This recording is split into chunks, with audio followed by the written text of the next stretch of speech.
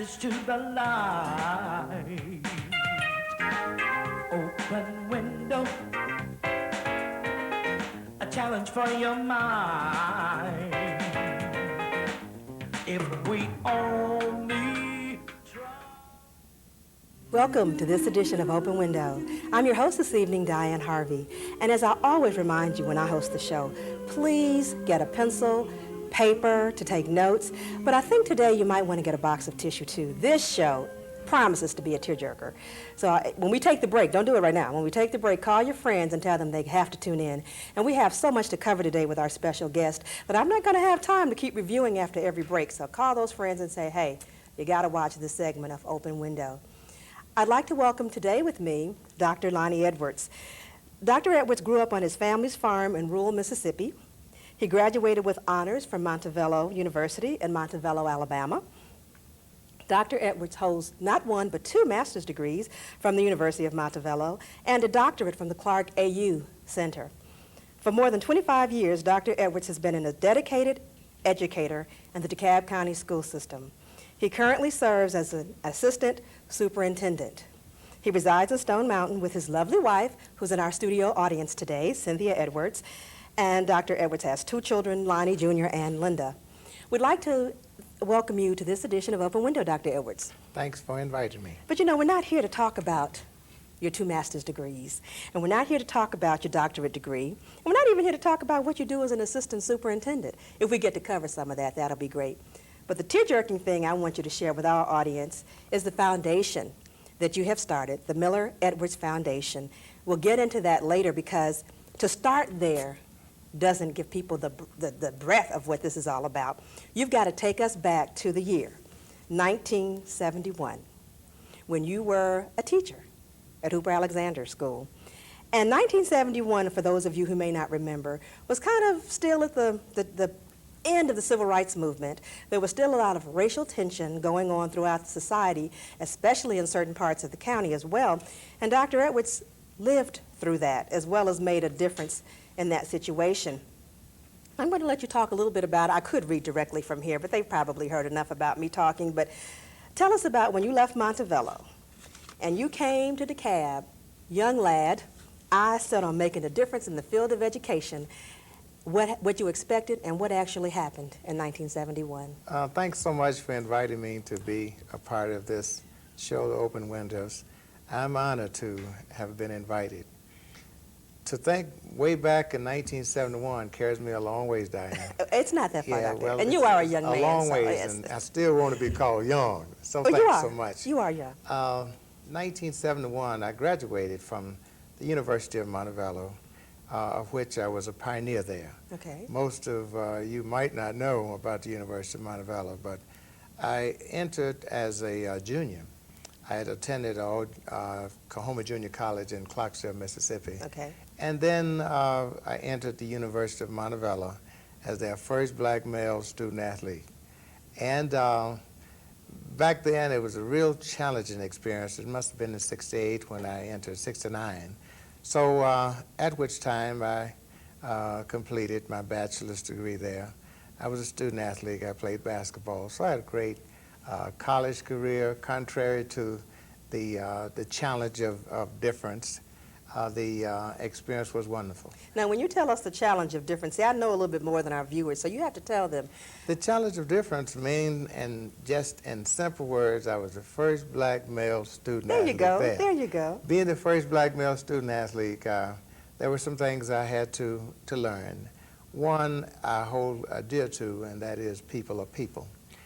Yet the challenges and experiences were realities of that time. Okay. And the reality of it is that being the first black male student athlete and student on that campus, we had some students and people in the community who had made the social adjustment. So in other words, they did not embrace you. They didn't embrace me. They did not embrace you. Initially. Okay. So the embracement of a particular individual is determined by that person's desire to get in the mainstream. I like that. So I was willing to get into the mainstream, and doing so, I ended up co-captain of the basketball team.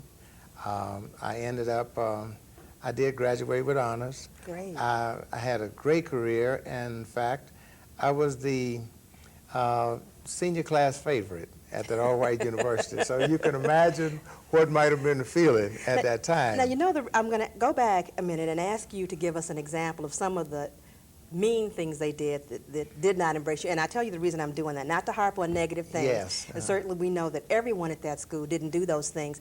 But that sets the stage Yes. for what you did when you came into the county.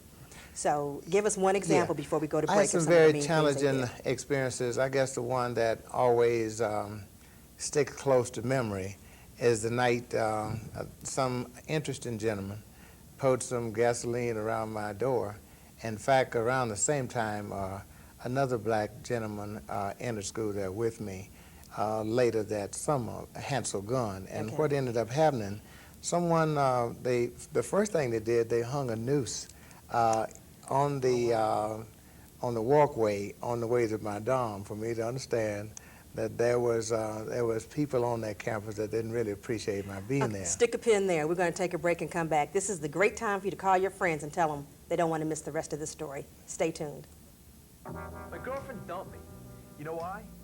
Because I wanted to have sex and she didn't. Hey, what's her problem? I told her guys are different. They need it. That if she really loved me, she'd show me. Everybody does it. It's no big deal. I mean, do you want to be a virgin forever? Anyway, she said she found someone who doesn't push her. You believe that? Someone who's nice. What's that make me? Get the point? Thanks for staying with us. My guest tonight is Dr. Lonnie Edwards. Dr. Edwards, before we broke for the break, you were telling us, I guess that's what we broke for, the break. Yeah. You were telling us about some of the insensitive, I call them just downright mean, I'm not Yes. even trying to look for a colorful word. Right. You were telling us the example when you were at college, in a predominantly white college, how some of your dorm mates put gasoline around your door. Yes. And then what happened after that? Generally, I was at the noose part, but they had a noose swinging on the walkway to my dorm. Now, whether they did that just to frighten me or if it was a playful act, it sent the message. Well, it wasn't funny. It wasn't funny, No, if it was a playful particularly act, it with was me not in the funny. minority. Yes. But then I had such a personality, it really didn't frighten me because I was a junior as much as it might have had I been a freshman.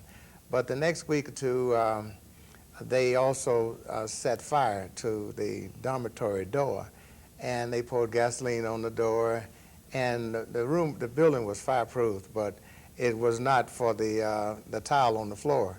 So the door burst open in flame, and it was just fire all over the door. And so I stayed in the room, and so did Hansel. We didn't go out the door. We couldn't have gotten out then, but we opened the window to make sure that we could get some ventilation. Were you thinking that the whole dorm was on fire, or did you have a Oh, clue no, that they had set your room? Yeah, I was certain it was just our door. Wow. And what we didn't go out of the window, but we got ventilation. So finally the smoke went out, the fire went out, and the smoke stayed around for a while. So we tipped out and looked, and we didn't see a soul. Wow. So I thought it at that time was a prank by some of the students. And then I wasn't sure because there were some people in the community hadn't gone that far in terms of social adjustment. Right. And being the first is not always easy. It was Lonnie Edwards and Hansel Gunn at Montevallo, but it was James Merritt at Mississippi. Okay. And so it was right after his time that we took on University of Montevallo. So, but I got them back. And I always looked to get even, and they knew I was that kind of guy. That was the college part of you. It was the college part of me. part of Since you. they went after me, I went after them. So what I did, I waited until the wintertime. It was very cold, maybe even 0 degrees. Ooh. So what I did, I decided, said, well, what I'll do, I'll get you. And I went up on the 3rd floor and pulled the fire alarm. And when I pulled the fire alarm, it was about 3 o'clock that morning. So what ended up happening, all of the whole town woke up, because what ended up happening, they had only one fire station in the whole city. So when that thing started alarming, everybody started waking up. So it was about 2:30 or 3, so they came and they was running down the hall trying to make sure that those little white boys didn't get burned up, you know. So what I did, I was lying in the room with my buddy, and we said, hey, we're not You all going didn't out. go? We didn't go out. It was too cold for us to go out there. So we was lying in the room, and they was beating on the door, and they was hollering, Lonnie and Hansel, Lonnie and Hansel. So we wouldn't open the door, and so the gentleman said, surely they are not crazy. You know, they must be outside. And so we stayed in the room and peeped out the window until the fire department checked the whole dorm. And when they finally checked every area, they discovered that someone had pulled the fire alarm, but they never knew. They never knew? It was me. So the next day, the dean came by. Now, mind you, he didn't come by to check on who set the dorm afire, our door fire, because it left a big black mark there. Okay. But the next day, he wanted to know who pulled the fire alarm. How about that? So I told him, he said to me, he said, Lonnie, we didn't see you and Hansel out last night. So we have our And suspicions. we got our suspicions. I told him it was dark, and in the dark, we all looked alike, you know. So you're saying to this day they still don't know that you did that? Well, I tell you what, they know. Okay. What they did about 10 years after graduation, after I got my master's, I went back to Montevallo and got my master's. After you'd gotten some transcripts After that you I needed got to... some transcripts and full-time employed, and 10 years I'd been out. Oh, I like so that. they invited me back to be keynote speaker for the athletic banquet. So I went back, and all of the professors, when they heard that I was going to be the keynote speaker, they all came back. And when they got back that night, and in my introductory remarks, I expressed my gratitude for having graduated from there. But in the meantime, the old dean was sitting on the front row. So I said to Dean, I said, Dean, guess what? I got a confession to make. 10 years older, I here it said, is. 10 years older, I got a full-time job, and guess what? You remember when you was checking on who pulled that fire alarm? And they was sitting there, everybody was looking, and finally, I said, Dean, I pulled the alarm. I said, you can't take my degree back. Everybody know I got it. You can't take my transcripts back. Full-time employee. So to sum that experience up, it was a great experience. I did go back and get my double master's degree from there. I enjoyed it. There were three things that I would like to make a point of, and that is, one, I found out that people are people. Okay. Number two, that there are differences in the culture and the ethnicity of people. Now you're going to have to hold the third one for the break. Okay. Okay, stay tuned if you want to hear the third thing that Dr. Edwards learned from his Montevallo experience. We'll be right back. An epidemic of teen pregnancy is ravaging this nation. Even more disturbing, many of these little girls' lives are not being ruined by boys, but by 20, 25, and 30-year-old men. If you think having sex with a 14-year-old makes you more of a man, you obviously don't understand the meaning of the word. Pick on somebody your own age. Hi, we're still here at Open Window, and thank you for staying there. My guest, Dr. Lonnie Edwards, was telling us about three things he learned from his experience at the predominantly white college, Montevallo, that was not very kind to him, but he used that experience to not focus on the negative, but to turn it into something positive, and eventually ended up with multiple degrees from that school. You told us about two things, but recap for those who are just joining us after the break. Start with number one again for us. Number one, I learned that everybody, don't hold to the same, attitude. Number two, I found out that the diversity of people were basically determined by, their attitude, their exposure, and their experiences. And the third thing I learned, and I hold close to that today, and that is that you never prejudge a person because they are either black or white. Okay. You look for the good in them, and you let their behavior determine, your relationship with them. And at Montevallo, I ran up on some people that I hold close to today. We talk. They're always looking for me to come back to the university. And the other is that the bottom line and the big things of life, we're all in it together. Right. And that was what I learned, because had I not, it would have been very difficult for me to be the only black ball player on the floor in that conference and many of those small cities. Now, there were experiences that I tested and behaviors that I challenged. But in terms of people, I had the same challenges at the black universities that I've attended. That's interesting. But the people are people. The people are people. And that brought me into DeKalb County. Now, there's a stage that I want to set with them. This program, where we're going with this, is about a relationship between Dr. Edwards and a student that he had at the time, Nancy Miller. And this relationship evolved at a time when it was not, I guess, favorable, where it was not even conceived that a black teacher and a white student could have the type of relationship that they had. It was just, it's still unbelievable today. But certainly in the time frame that we're talking about, the backdrop of the civil rights reform, the Klan rallies, forced busing, so you know people had the attitude. They didn't want their kids to be in certain schools. They didn't want certain teachers teaching their kids. You had court-ordered school integration. Then you had the dismantling of the all-white schools and then all black schools. So then you had the concept known as the white flight, where the people were trying to get away from the integration. And then here you step in to all of this situation as a young man out of school, having dealt with some of this in your school. What were your expectations when you stepped into DeKalb? Once graduating from Montevallo and having overcome the social elements that made it a little complicated initially, I never thought I would see it again. Okay. Thought you had left that behind. I thought that was behind. And to be honest with you, entering the teaching profession, I thought that would be the farthest thing from my mind in terms of what might be a social difference between me and the students. Okay. So that's the main expectation. I didn't expect that to be, an issue. So then you walk into Hooper Alexander. You were hired by DeKalb County Schools. You were assigned Hooper Alexander Elementary School. Here you are, a college guy, athlete. These are elementary school kids, so surely you thought this is no problem. You walk into there. How were you received by the parents? And just a little bit during the employment time, the week I was employed, there was a black lady on the staff by the name of Narvi Harris. On the staff at Hooper? She was on the staff with the DeKalb County School System as a coordinator. And what Mrs. Harris did was made certain that I had some kind of preparation before I went to Hooper.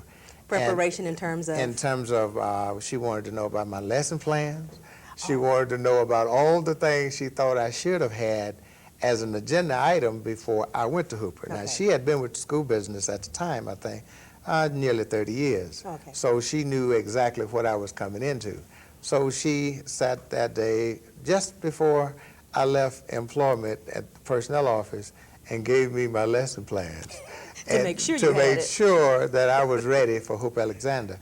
But when I entered Hooper Alexander, I was the first black male teacher to have ever been on that staff. Wow. There were a few black staff members, about 4 teachers who had been party to the desegregation and process, which means that they had some of the black schools closed and they had been distributed to other schools in DeKalb County. So we had about 4 teachers there, and the others was food service workers and custodians. So, and they were all female except the custodian. Wow. So when I walked into the building that day, I was received very, with a lot of reservation. The principal wasn't sure how to introduce me. He thought that I would have made a contribution to the staff based on my social background. Now I've got to ask you to stick a pin in that again. That's just so hard. If this is sounding like a soap opera, you just have to stick with us and see where this is going. You will need that box of tissue. Don't go away.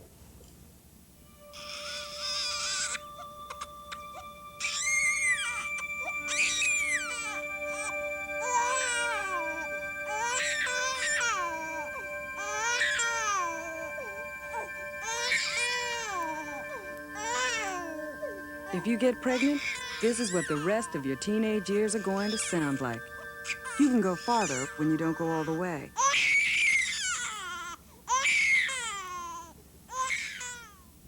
If you're just joining us, Welcome to Open Window. I'm your host this evening, Diane Harvey, and joining me is Dr. Lonnie Edwards, who's an associate superintendent with DeKalb County Schools.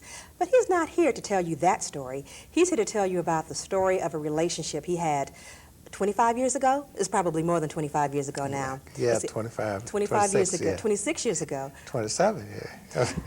You see, if you watch this show, you know math is not my forte. Let's simply say, over 25 years ago, That's right. he had a relationship with a student, and let me really clear this up, because in this day and age, you all are going to think I'm talking about something else.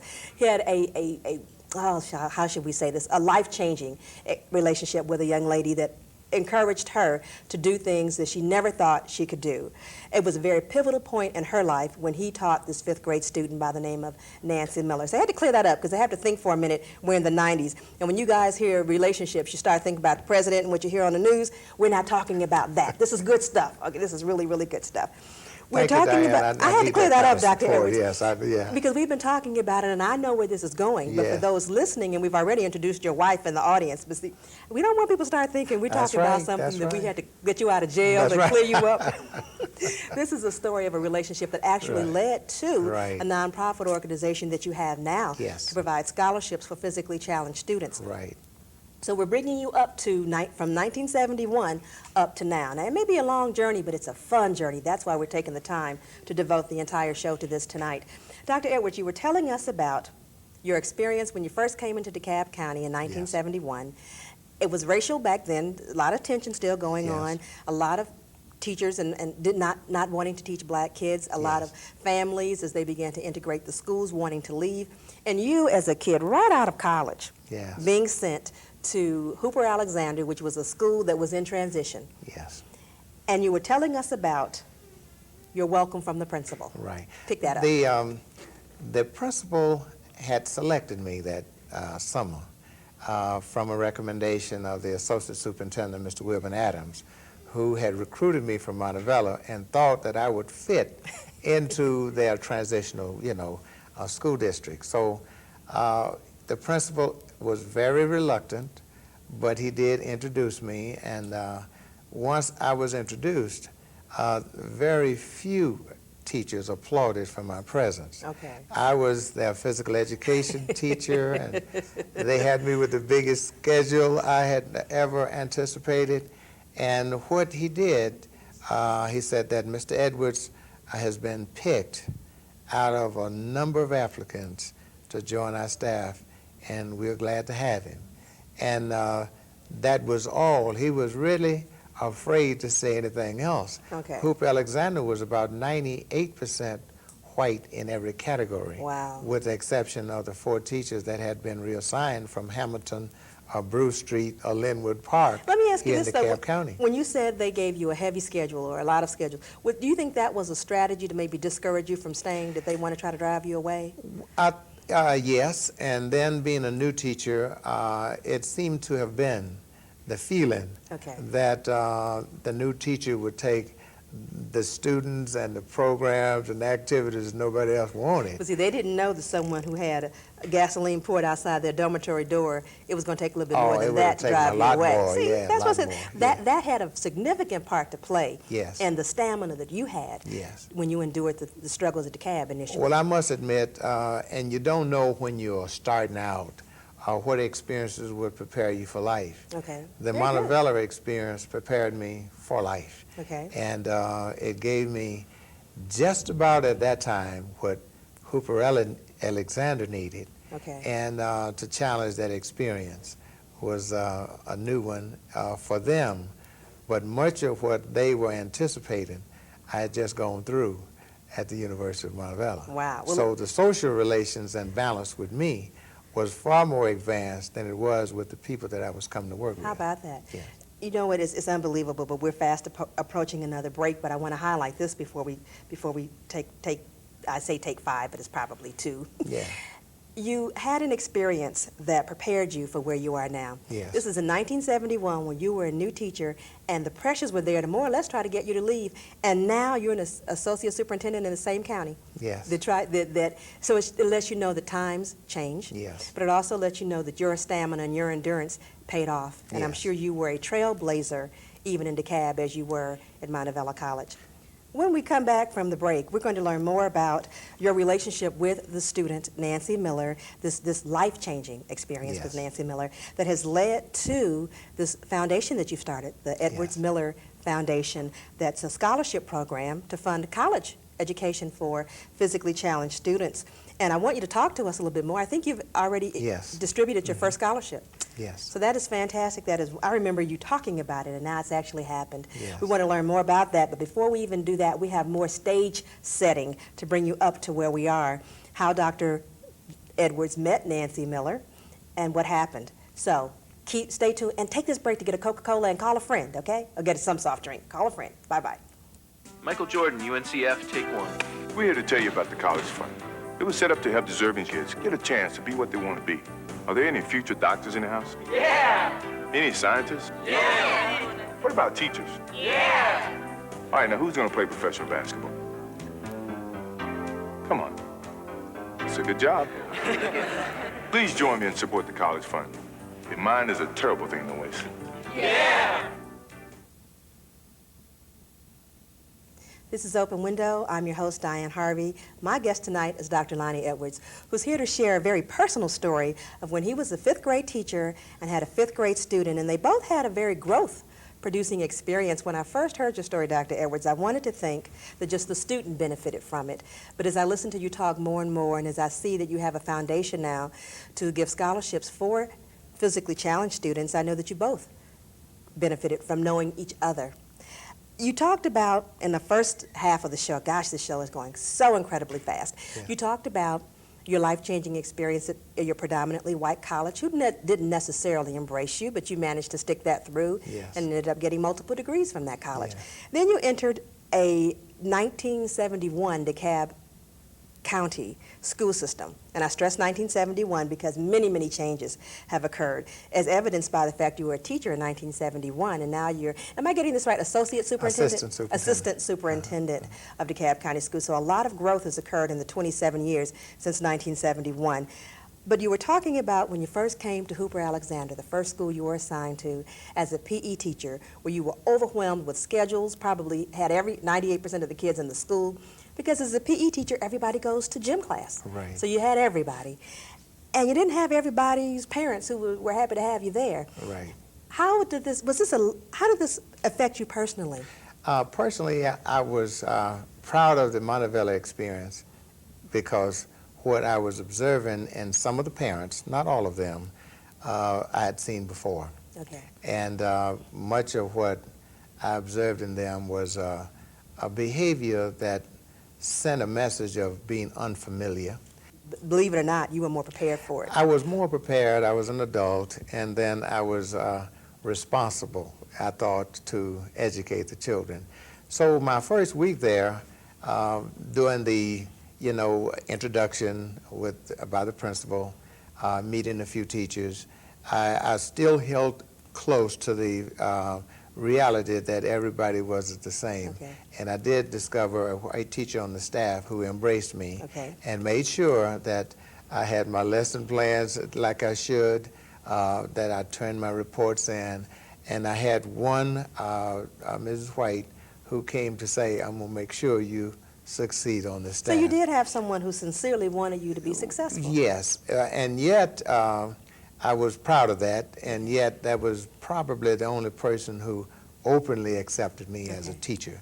The black teachers wanted to, but they was reserved, and the custodian wanted to, but he was reserved. Was it some fear that if we embrace him, they're going to think we're plotting and we're trying to get together? Yes, and that relationship hadn't matured. Okay. So that was the situation. But while there, I started off, and as I mentioned, I had more classes than I should have had, but at the same time, that was corrected. And then I started as a classroom teacher.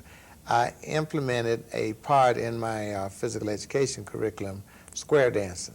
Now, square dancing back then, and perhaps still is, to most people would be as unique, me teaching square dance, as the country western singer, Charlie Pride singing country western music. So I was unique to the white community teaching square dance. So I had some opposition right off because many of them didn't really want me physically involved with their children. Yeah, because square dancing is a contact. It's a contact. It's a contact yes. sport, and also square dancing, I think, also for blacks then is pretty much like golf is It now. was unique. It was like, yes, yeah. what? People are doing black folks But square I dancing? think I won them because I knew something that they didn't anticipate that you didn't to know. Did you learn that at Montevella? I did learn it at Montevella, and it has some major education components to it. You know, it teaches socialization, and I wanted the children to understand that. It taught them how to interact and work along with each other. Okay. And I wanted them to understand that. It taught balance. It taught physical development. And it taught in a large sense of self-acceptance. Okay. So those were the components I had tied into that segment of square dancing as a unit to teach. So, but in that class, the life-changing experience that you're talking about, there were 3 children in that class, 2 of which were obvious that was physically disabled. One was in a wheelchair, and the other was in braces from neck down and arm braces. And the other child, whom I didn't know had an exceptionality, was the student that I ended up with this life-changing experience. Now, hold on to that, because they're going to have to stay with us if they want to find out what happened with that 3rd student, who she was, and what that experience was and continues to be. Right. Okay, so we're going to ask you, go to the phones, call your friends. We'll be right back. Did you got a rubber arm? Did you got a rubber arm? Did you got a rubber arm? Tom, where you going? Yeah, we got a ball game here. Pardon me. Did you got a rubber arm? It's has. Huh? Pitcher has a rubber arm. If education is important to you, talk to your child's school about raising academic standards. Call 1-800-38-BE-SMART for a free booklet and be a big league parent. Thanks for staying with us. Dr. Edwards, you were telling us about square dancing, a phenomenon in 1971 for blacks that was about as uncommon as golf. And I don't know if it's ever really grown to the magnitude that golf has grown, but just listening to you talk, I really want to still learn some square dancing. Right. But you were talking about 3 students that had obvious challenges, and you were trying to get to know what those challenges were, because you also wanted them to participate in the activities. Recap for us and continue. I had one class at Montevella which was called Adaptive Physical Education, and it had to do with making sure that we included students who had physical handicaps into the regular mainstream of the classroom activities. Okay. And as I mentioned, there were 2 students that were obvious. One was in a wheelchair, other had braces from neck down, arm braces, etc. The other student was not obvious, but was to some degree, because every day she came to school with a cloth or a towel around her hands, and she held her hands around her waist. And at that time, being the first black male teacher on that staff, you didn't dare to ask a little white girl what was going on with that type of, behavior. So every day her hands would be around her waist, and she wouldn't get close to you. She stayed far away from me. So finally, the day came when it was time to square dance, because the weather was bad, and we wanted to get square dance on the way. Once the parents knew I was going to teach square dance, everybody was sort of waiting. But it was more popular in the white community than it was in the black community. But what was not popular, a black guy is going to teach it, you know. So what ended up happening, I began calling roll to make sure I formulated all the groups of all the children. So when I started my square dancing, that I could call a group out and every kid would be a part of the activity. So when I got to Nancy Miller's name, and I called Nancy's name, and she refused to come out. And at that time, I thought I had everything under control. I was going to make the world over. No kid was going to tell me they were not going to do something. They still don't too well, you know. But the bottom line, I didn't, accept it then at all. But then Nancy's refusing to come out caused me to challenge her to see what was really going on. And at that point, I discovered she had the towel around her waist and her hands around her waist and the towels around her hand. So I called her name out, and we was trying to formulate the square where you have 8 people in a square. So she said, I'm not coming out. And I said to her, I said, Nancy, you're coming out. You're going to do what the other kids are doing. So she says, I'm not coming. So I dropped my clipboard, hoping I would frighten her. I thought 3 things were wrong with it. 1, I thought that it might have been against her religion to dance. 2, that she was ashamed because little girls didn't touch boys that easily back then. They still don't too well. And then they were 5th graders. And they so were they 5th don't, you know, graders, boys, so they weren't in a hurry. And then the other was that I thought her parents might have told her not to cooperate with me. I was encountering some of that, but I was breaking it where I encountered it. So there was Nancy, and she was on the spot, and so was I. So I walked over to her, and she started trembling and crying. And I kneeled down beside her because she began to cry uncontrollably. I know she shouldn't have been that afraid of me. You didn't do anything that bad. And I didn't do anything that bad. And really, I knew something else was wrong now. So I kneeled down beside her, and I got closer to her, and I said, a little girl, what is your problem? And at that time, she was crying uncontrollably. She was jerking, and she was just out of it. And so she couldn't say anything more. And I later found out that she was a severe epileptic. So all of that was happening to her, and I didn't know. So I kneeled down beside her, and I said, Nancy, what is wrong with you? And she just unraveled the towel from around her hands, and she raised them up in my face, and she couldn't say a word. And there I discovered that this young girl was born without fingers on either hand. And she had lived in a very secluded cage. She was totally, ostracized by the students that knew of it, and she was just so ashamed really ashamed to live. I can imagine. So I imagine. knelt beside her. I asked her to give me the towel, and I promised her that I would help her to be successful. And I looked at little Nancy, and I think about it now sometimes. I love more than I like.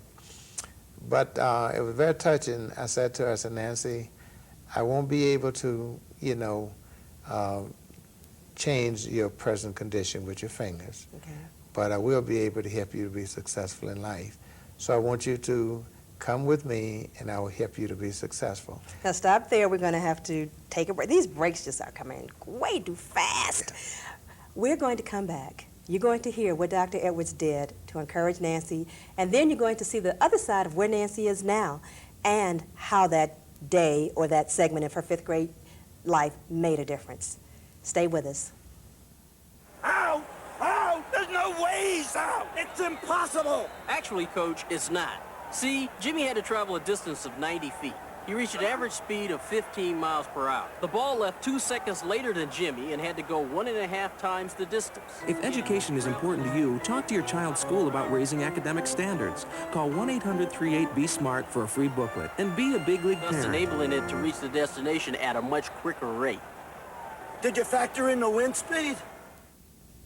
Welcome back to Open Window. My guest tonight, Dr. Lonnie Edwards, is just in the thick of a very tear-jerking experience, a tear-jerking story. If you don't have your tissue, please get it real quickly because this is about the time you're going to need it. Dr. Edwards, you took the towel from Nancy, unraveled the towel. Yes. And showed you, she held her hands up and she showed you that there were nubs in the place of fingers and that she had lived with this. This is the 5th grade. Yeah. And you told her that you could not change her physical condition, but you would help her to be successful. Yes. What happened after that? After I convinced her that she could be successful, I promised that I would work with her and asked her to allow me to do so.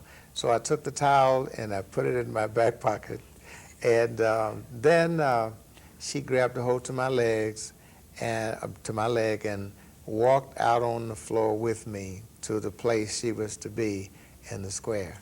So she came out with a hand around her waist. The kids still couldn't see because she could do a pretty good job hiding it. She had so much practice with that. Yeah, so much practice. So when she stood there, I was very, astounded myself. I was really, taken back tremendously on the basis of what I had discovered. And be honest with you, I was frightened too because I hadn't experienced that before. So when I got her in the square, she came out, she was still crying, the other kids were watching, and what ended up happening, I completed the square and the other groups. Then I called her group back out on the floor. I wanted to confront that issue once and for all that day. And when I began the first segment of the square dance, which was Alaman left, the first step, and this is where you put your hand in another person's hand, walk around 4 paces and come back to your step. When she got ready to do that, a little boy saw her hand, and he yelled and screamed, "Look at that hand, what is this? Look at this girl." And by that time, the other little children saw it, and they went running around in the room because it was such an indifferent... They were running away from her? They were running away from her. Wow. And poor Nancy was standing there crying, and she left running to try to get out of the room. So I ran and caught her, and I hugged her, and she was standing there crying.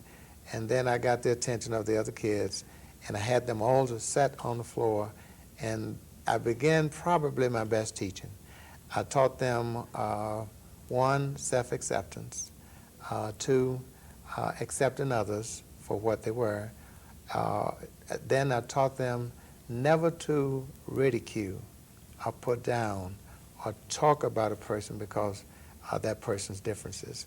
So that was a very sensitive time. The children were absolutely seemingly frightened because they had never seen me that aggressive and trying to scold them for what they had just done. But you know, Dr. Edwards, obviously you were extremely caught up in the moment and the emotions of what had occurred, because I have to remind you, this was 1971.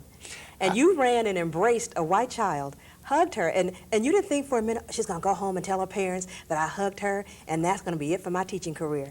Well, let me tell you, I was conscious of the fact that my career was over. I thought in every respect that was it, you know. But you had to go still, I had to, I had to really fake the children out. I didn't want them to know that I was as afraid as I was, but I had to get to something that I thought would be good for them to take home, and that is, if the other kids carried anything home, was that Mr. Edwards embarrassed this little white girl with no fingers. But at the same time, he told us never to ridicule anybody, never to talk down each other, and to like each other, and to never make fun of each other. I wanted that to be the message. Even if that was your last day. Even if that was my last day, and I thought it was my last day. Now, those people are out there wondering, what happened to Nancy? What happened to her? Let's take a look at a clip from the Sally Jesse Raphael show, and you're going to see what happened to Nancy.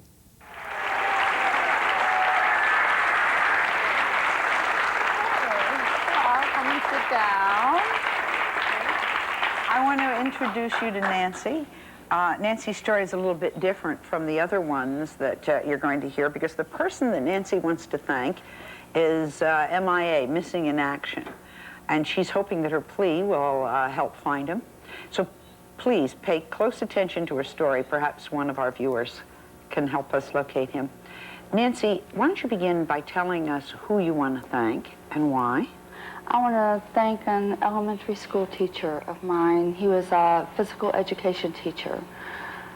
And the reason why is because he helped me out because of disabilities that I had. Yeah. My hands, plus I have a severe neurological disorder. I'm a severe epileptic. And he made me learn how to believe in myself. This man was, he's a miracle. I mean, the other kids teased you very badly with your handicap, right? What would they do? Oh, I mean, kids can be cruel. I mean, you know, you want to have a child who's disabled, and I don't care what color you are, what race you are, no matter what your problem is, how cruel children can be when you're growing up. You would get called bad names. I mean, I would get ran home from school. Right. They'd run after you. Oh, yeah. This man walked me home from school several times to keep kids off of me. You said you went on, you had no plans to go to college because of him, because of your gym teacher. You went to college. What else have you done?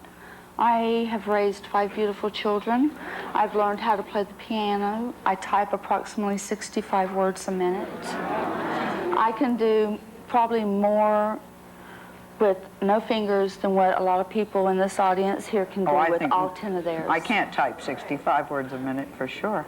And she has the most beautiful handwriting in the entire state. Now, you wrote a special poem of appreciation for Mr. Edwards? Yes, I did. Okay, can we listen to your letter? Yes. I was a small child of early years and a student of yours that holds you dear.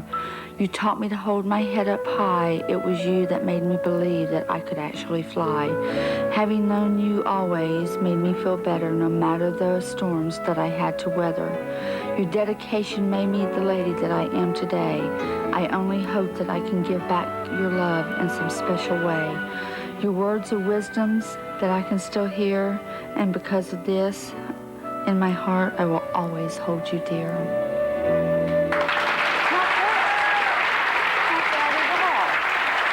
I know you have, you've been searching for him to say, hey, the work you did in the school has really, really helped. And you know, our producers tried to track him down. So why don't you look in the camera and make a plea to thank him, would you, this camera? Mr. Edwards, wherever you're at, I just want to tell you thank you for the great job that you did. No matter whatever happens to you or ever happens to me, the legacy that you leave behind will be a whole system of students, because you did a job. You weren't just a teacher, a vice principal, and now an administrator of a school system. You were actually all of our friend. And I want to tell you thank you, and I will always be there in your heart, if not in spirit and soul also. It was a beautiful play. If anyone knows where Mr. Edwards is, please, all you have to do is just let us know. I know where he is. Where?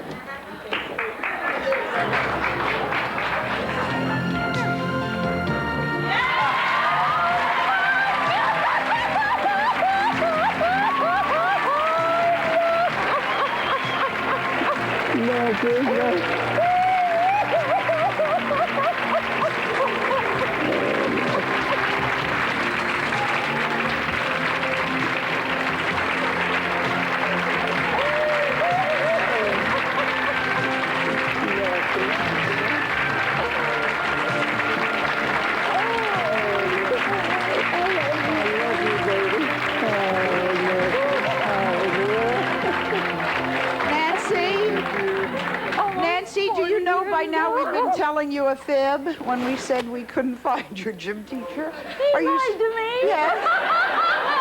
See, I told you we did lie to you. Hey, I hear you're no longer a gym teacher. No, I'm no longer. Come on around here and sit down. What has happened to you in these years? Well, I didn't want to cry. That's all right. That's okay. There you go, Nancy. What's happened to you? The last 20 years, I've worked in education. Currently, I'm the assistant superintendent in the Cobb County School District in Decatur, Georgia, and that's about 10, 12 miles outside of Atlanta. Oh, that's great. Yes. I'm so glad. I'm so glad. I can't believe this. Look at you. I don't think you have to tell him. I think he's heard. You've heard all the things, right? Did you ever realize the impact you had on her? The first week I met Nancy, she was in class with all of her students, all other students, and she had a towel over her hand. And that's what she did every day. She would bring a cloth or a towel to cover up her hands. So people couldn't see. So people couldn't see. So I looked in Nancy's little eyes and I said to her, I said, Nancy, we won't be able to do anything about your fingers. That's behind you. But we will do something about you being successful in life. Okay, that was a tear-jerking segment. Oh, was that just, oh. Yes. And I'm sure for you it was. I'm sure for you it was. And I know we're fast approaching a break, so I may have to ask you this and come back later and get your response to it. Did you have any idea that Nancy thought so highly of you 25 years later, enough to call a national program and say, I want to talk about how one person 25 years ago made a difference in my life, and I want to try to find him? Did you have any idea she had carried memories of you all this time? I had no idea that it was to that degree.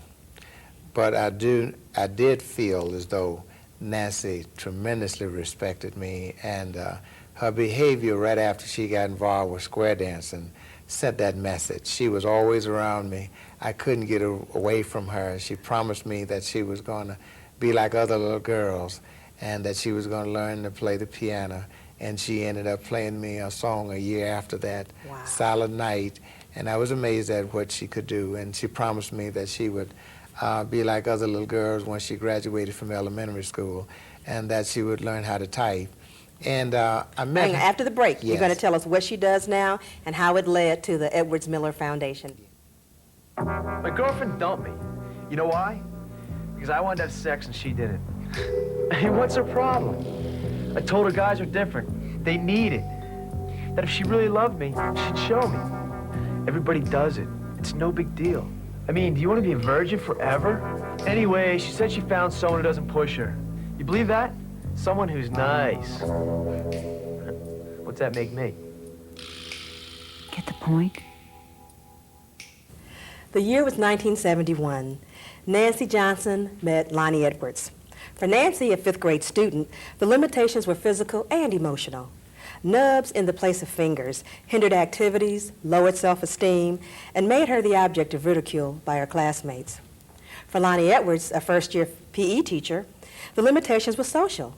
Unrealistic expectations for a novice teacher and a curriculum that didn't allow much room for creativity added to the challenge presented by being the first black male teacher in a predominantly white school in the South.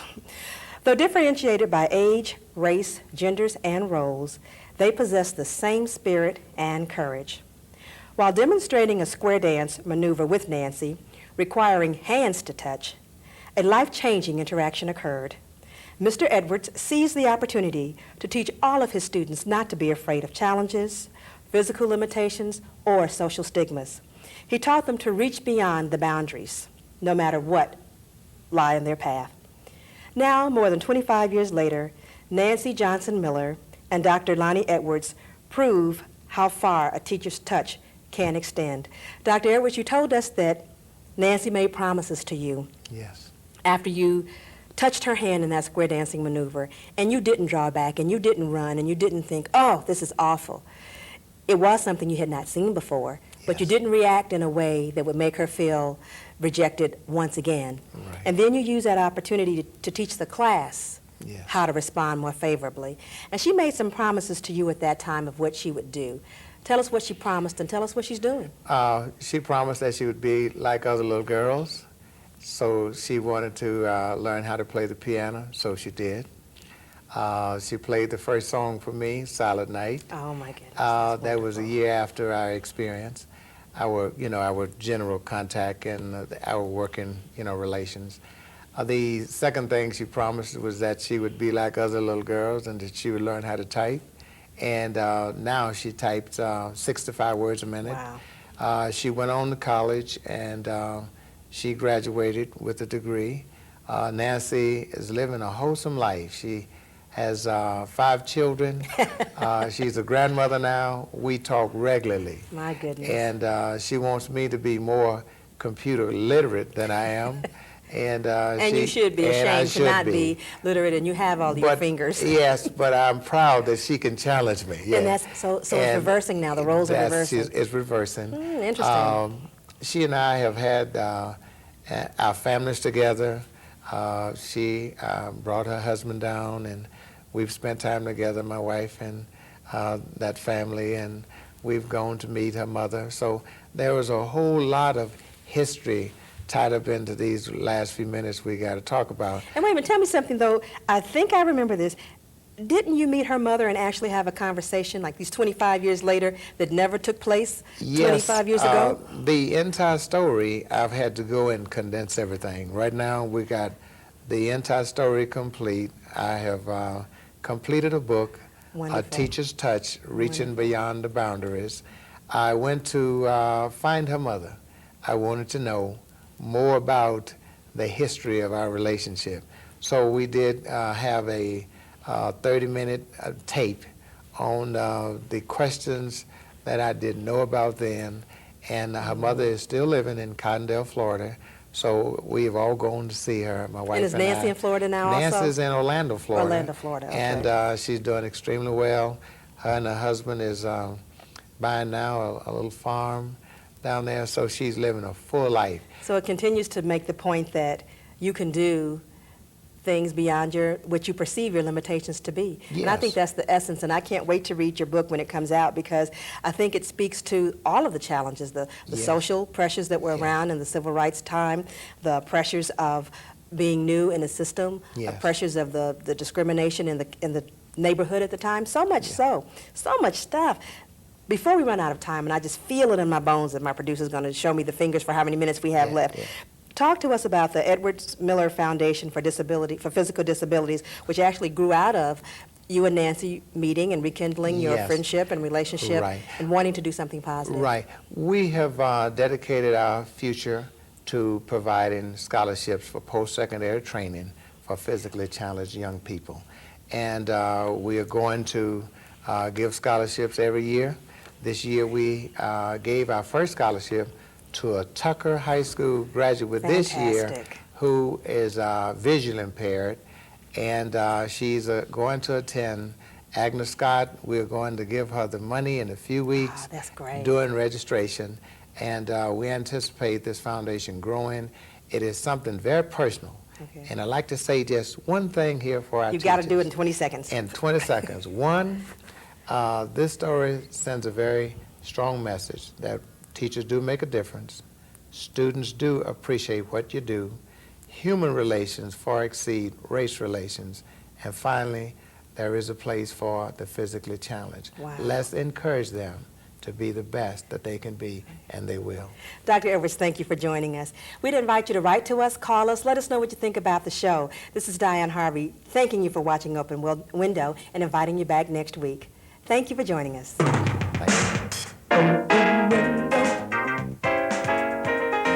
Passage to the light.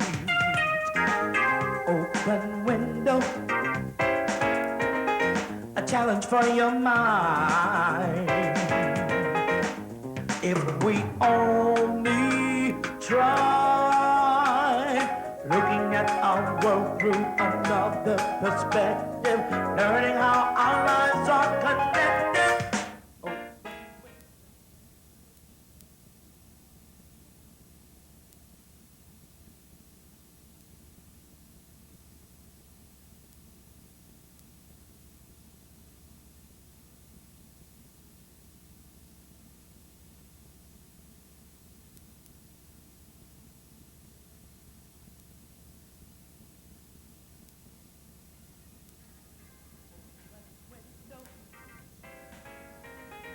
Challenge for your mind.